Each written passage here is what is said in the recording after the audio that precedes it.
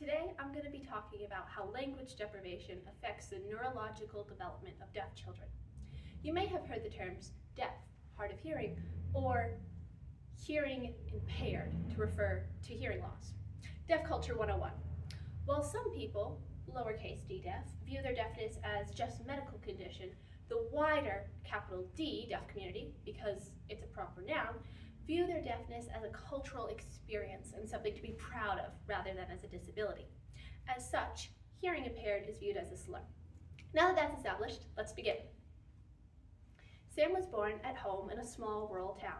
Because of this, he had no hearing test, and his parents didn't become concerned about his hearing until he was 2 years old. At this point, they visited an audiologist, and he received hearing aids shortly afterwards. He began meeting with a speech-language pathologist and receiving early intervention services. At 3 years old, he started at a preschool for children with disabilities, but was the only deaf person in his town. His teachers very quickly noticed several problems. He threw a lot more tantrums than was normal for children his age.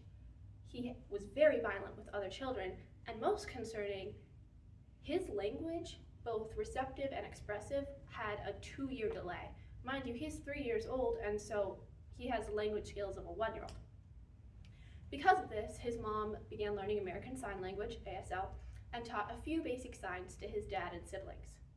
In kindergarten, Sam transitioned to a deaf school where he transitioned to a deaf school where his receptive and expressive English and ASL significantly improved. However, his dad wanted him to be mainstreamed, so in 2nd grade he switched to a public school. Although he had access to an interpreter and sign-supported English in class, tests showed that he had much lower expressive language skills than his peers, as well as lower reading comprehension and decoding skills. Now, language deprivation is the lack of expected language stimulation and access during the first 5 years of life. These are the most crucial for language acquisition. What does this do cognitively? Deaf and hard of hearing children are receiving little to no auditory stimulation. If this is not supplanted by significant visual stimulation, such as from sign language, the child will be severely understimulated, which has massive implications. The lack of input results in less myelination in pathways involved in language and learning. Less myelination then means that cognitive processes are slower, especially for higher thinking. Traumatic experiences and deficits in stimulation during infancy and early childhood have been shown to correlate with excessive synaptic pruning in mice. One study found that hippocampal activity was 1/6 less in mice with early life stress than those from secure environments, and these patterns have been shown to follow with humans too. Other studies show that the size of the cerebral cortex, hippocampus, and amygdala are more closely tied to childhood trauma and adverse experiences with decreased size rather than deprivation, but it still plays a part in the neurological growth of deaf children, considering the high rates of child maltreatment. Thirdly, a study on the effect of childhood trauma on brain structure found that deprivation reduces attention and executive functioning. This makes stimulus selection significantly harder and causes detriment to working memory, impulse control, gratification, decision-making, planning, and sense of self. With all of this neuronal dysregulation, it is harder for new synapses and connections to form. 64 to 80% of deaf children with hearing aids or cochlear implants who do not have access to sign language score below the 25th percentile on language tests. This is incredibly low.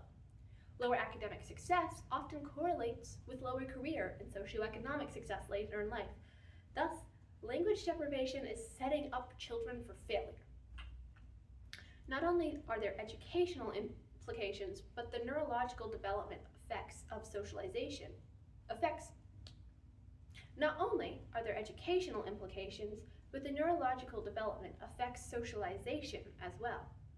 If a child is linguistically separated from their family, friends, and community, they can easily become become socially isolated and are much more vulnerable.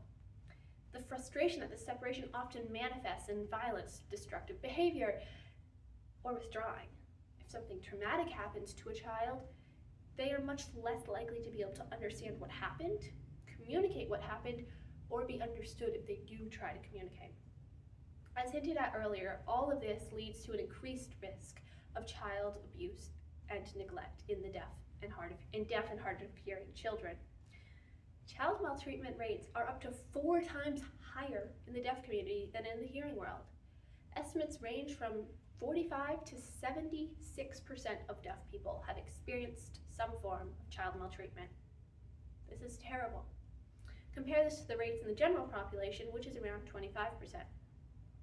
One of the neurological changes of trauma is hyperactivation of subcortical regions, especially those involved with threat detection, reward tasks, and trauma perception, while the central executive network has decreased activation for memory, emotion, and cognitive processing.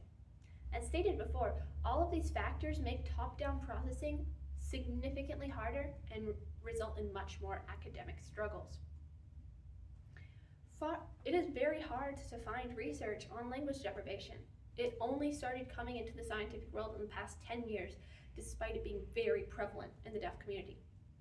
Today we've been focusing on the cognitive impact, but far too often the root trauma and its cognitive effect are sidelined in favor of focusing on the behavioral symptoms and how to control them. There are 11 million deaf people in the United States. Far too many of them do not have access to mental health care. And if they do, it's usually through an interpreter, with the mental health professional not knowing much about the deaf community. I hope that by sharing this with you today, you can go into whatever career you're pursuing, or just in everyday life, you could be more empathetic, understanding, and aware of the experiences of some deaf people. Thank you.